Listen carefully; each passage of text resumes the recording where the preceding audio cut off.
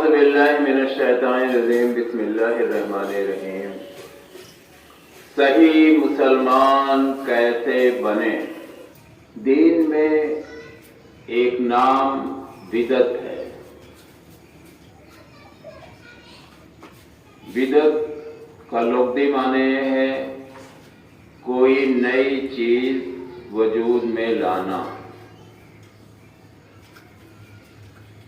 اللہ تبارک تعالیٰ نے اپنے نبی صلی اللہ علیہ وسلم کے ذریعے دین کو مکمل کر دیا، یعنی اب اس میں کسی بھی طرح کے اضافے کی گنجائش قطعی نہیں۔ اگر اس میں اضافہ کیا جاتا ہے تو اسی کو بدعت کہتے ہیں۔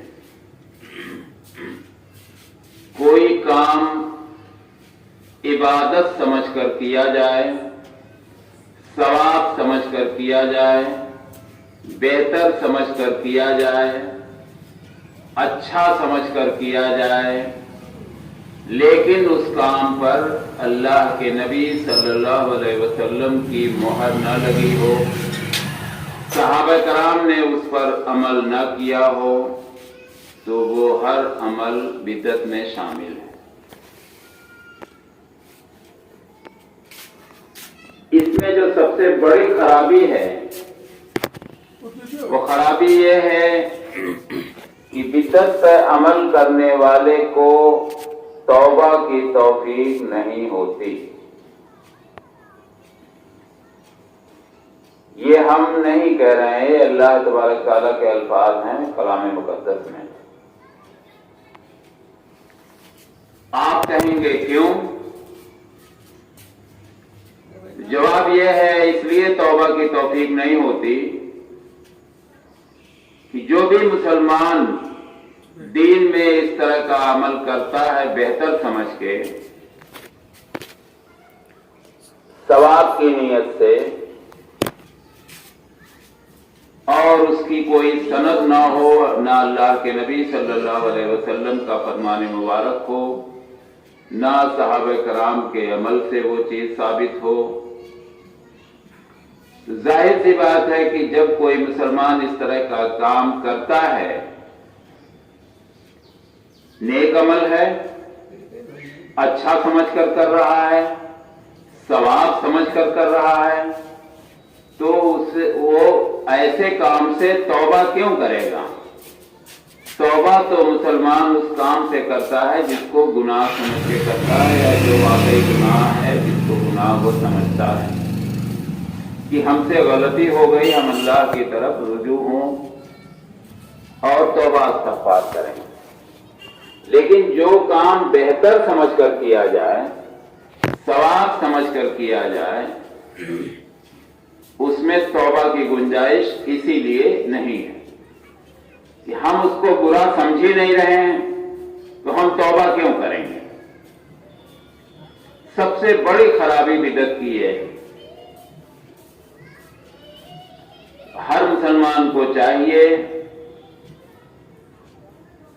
کہ ہر بدعت گمراہی ہے، اور ہر گمراہی دوزخ کی طرف لے جانے والی۔ اسی لیے بار بار بتایا جاتا ہے کہ سب سے سچی بات اللہ تبارک تعالیٰ کی، یعنی اللہ کا کلام پوری طرح سے حرف بحرف سچا ہے، اس میں قطعی کسی نقطے کی گنجائش نہیں ہے۔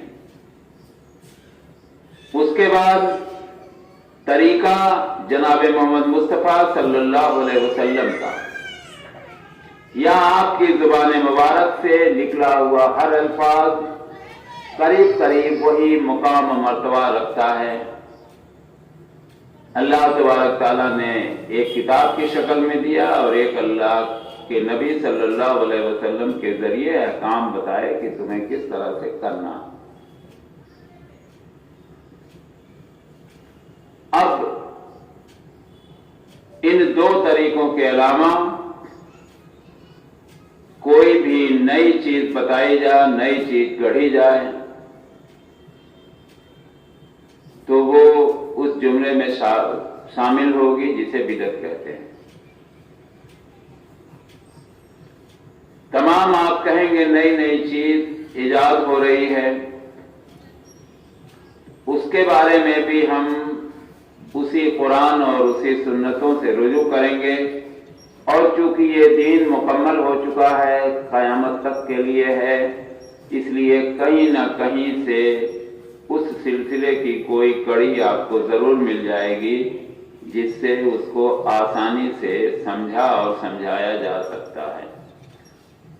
लिहाजा हमें चाहिए कि हमेशा बिदअतों से बचने की कोशिश करें। उसका तरीका यह है कि जब कोई भी फरमान, कोई भी फर्द हो, ये आपका हक है कि कुछ भी आपको बताया जाए तो आप बताने वाले से ये पूछ सकते हैं कि इसकी हकीकत क्या है, ये आपने जो बताया है ये कुरान से साबित है या अल्लाह के नबी सल्लल्लाहु अलैहि वसल्लम के फरमान से साबित है।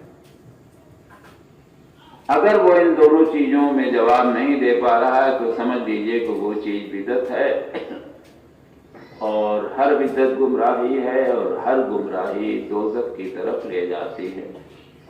इस तरह से हम बिदअतों से आसानी से बच सकते हैं और सही मुसलमान बन सकते हैं।